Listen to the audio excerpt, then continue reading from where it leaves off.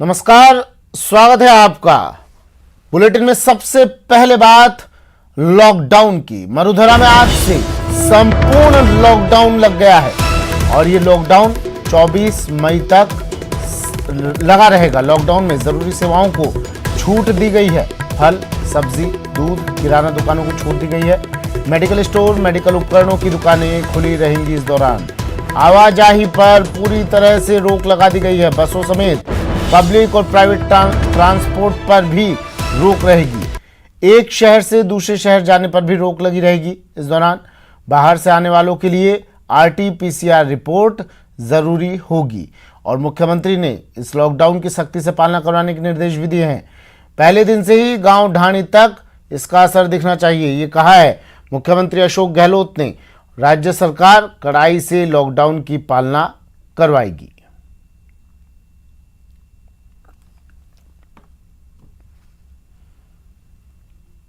तो आज से सख्ती काल शुरू हो गया है। मरुधरा पूरी तरह लॉक। आज से शुरू लॉकडाउन, 24 मई तक ये लॉकडाउन रहेगा और इस लॉकडाउन के दौरान जरूरी सेवाओं को छूट दी गई है। क्या किन किन चीजों को छूट है और कौन सी चीजें बंद रहेंगी, ग्राफिक्स के जरिए टीवी स्क्रीन पर दिखा रहे हैं आपको। फैक्ट्री, किराना दुकान ये खुले रहेंगे। लोगों की आवाजाही बंद रहेगी। बस, ऑटो, टेम्पो, जीप, मेट्रो ये तमाम चीजें बंद। शादी, मैरिज गार्डन, मैरिज हॉल बंद और किराना की दुकानें खुली रहेंगी। दूध, दही की दुकानें खुली रहेंगी। फल, सब्जी, दूध, किराना की दुकानों को छूट मिली है। मेडिकल स्टोर, मेडिकल उपकरणों की दुकानें भी खुली रहेंगी।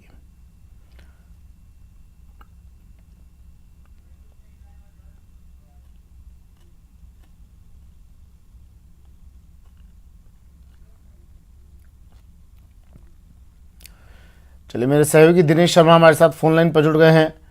दिनेश, 24 मई तक सख्ती, क्या कुछ आज से बदलाव देखने को मिलेंगे? हाँ बिल्कुल सुमित, देखिए जो लॉकडाउन है उसकी शुरुआत हो चुकी है। आज सुबह 5 बजे से ही ये लॉकडाउन लागू हो चुका है और 24 मई की सुबह 5 बजे तक ये लॉकडाउन जारी रहेगा। तो कई तरह की पाबंदियां जो रेड अलर्ट जन अनुशासन पखवाड़े में नहीं थी, उनमें वो जो है वो बढ़ा दी गई है। आज से अगर बदलाव की बात की जाए तो व्यक्ति जो है एक गांव से दूसरे गांव में नहीं जा सकेंगे, एक शहर से दूसरे शहर में नहीं जा सकेंगे और एक जिले से दूसरे जिले में नहीं जा सकेंगे। तो इस पर पूरी सख्ती रहेगी। आवागमन पर जो है वो जो भी वाहन है, चाहे वो सार्वजनिक परिवहन के वाहन हो, चाहे वो निजी परिवहन के वाहन हो, इन सभी पर रोक रहेगी। इसके साथ ही शादियों पर जो है वो रोक लगाई गई है। शादियां 31 मई तक जो है बंद रहेंगी। अगर होंगी भी तो बहुत सीमित लोगों के साथ में, केवल 11 लोगों के साथ में, या कोर्ट मैरिज जो है वो हो सकेंगी जी। लोगों को जरूरत की जो है वो चीजें वो यथावत मिलती रहेंगी।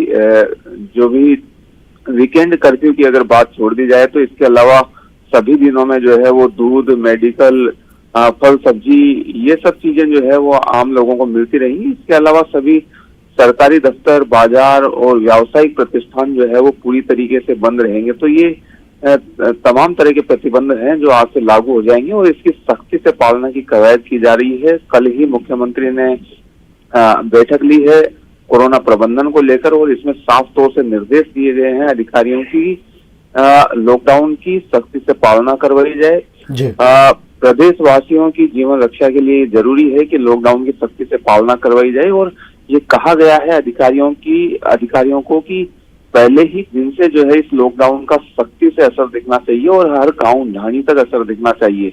अगर कोई भी व्यक्ति ढिलाई बरतता है, गाइडलाइन का उल्लंघन करता है तो उस पर सख्ती से कार्रवाई की जाएगी। तो राज्य सरकार ने साफ कहा है कि सरकार तमाम तरह के बंदोबस्त तो लोगों के लिए कर ही रही है, चाहे वो ऑक्सीजन हो, दवाइयां हो, वैक्सीनेशन हो, ये सब चीजें अपनी जगह है। लेकिन सरकार लॉकडाउन की भी कड़ाई से पालना करवाएगी क्योंकि इसके बिना जो है वो कोरोना की जो दूसरी लहर है और बहुत ज्यादा घातक है, उसको रोक पाना संभव नहीं होगा। मुख्यमंत्री ने ये निर्देश दिए हैं अधिकारियों को कि लोगों को जागरूक करने के लिए फ्लैग मार्च भी करवाया जाए। पुलिस थाने जो है और चौकी स्तर पर इन जगहों पर जो है फ्लैग मार्च के जरिए लोगों को जागरूक किया जाए। इसके साथ ही लोगों को किसी तरह की परेशानी नहीं हुई, इसके लिए नोडल अधिकारी जो बनाए गए हैं उन्हें भी जो है वो सक्रिय किया गया है। उनसे कहा गया है कि वो पूरी तरीके से निगरानी रखे कि किस तरीके से लॉकडाउन की पालना हो रही है। तो आज से जो है ये लॉकडाउन शुरू हो गया है और इसकी सख्ती से पालना करवाए जाने पर पूरा फोकस राज्य सरकार का है। ठीक है दिनेश, दो चीज़ें और हैं। पहला तो ये देखिए, मुख्यमंत्री ने उन तमाम चीज़ों में छूट दी है जो दैनिक दिनचर्या से जुड़ी हुई चीज़ें हैं, ज़रूरत की चीज़ें हैं, तो लगता नहीं किसी तरह के कोई उल्लंघन की ज़रूरत पड़ेगी। लेकिन फिर भी अगर कोई उल्लंघन करता है तो किस तरह की कार्रवाई उस पर की जा सकती है, पहला तो ये। और दूसरा ये, क्या कुछ इस लॉकडाउन की पालना के लिए निर्देशित किया गया है, किस तरह से पालना की जाए, जिसको अगर जरूरत होगी क्या उसके लिए किसी तरह के किसी पास की व्यवस्था की गई है?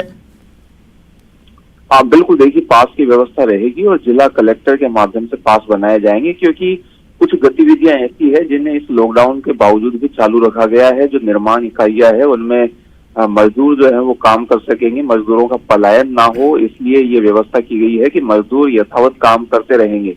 इसके लिए इसके साथ ही कुछ और जो जरूरी सेवाएं हैं, चाहे वो मेडिकल हो या दूसरी इमरजेंसी सेवाएं हैं, उन्हें परमिट किया गया है इस लॉकडाउन के दौरान। तो इन लोगों के लिए पास का बंदोबस्त किया गया है और ये पास जो है वो ऑनलाइन तरीके से ऑटो जनरेट भी किया जा सकता है। इसकी बाकायदा एक प्रक्रिया भी निर्धारित की गई है, जिसका प्रचार प्रसार भी राज्य सरकार द्वारा किया जा रहा है कि किस तरीके से लोग अपने स्तर पर जो है वो पास जनरेट कर सकते हैं जो जरूरतमंद है वो।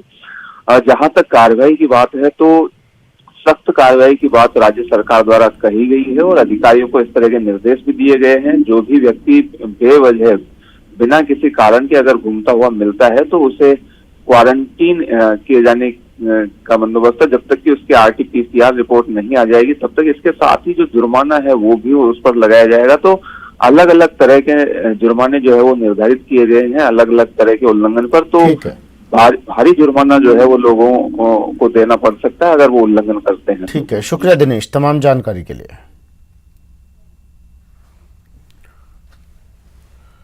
कोरोना के बढ़ते खतरे के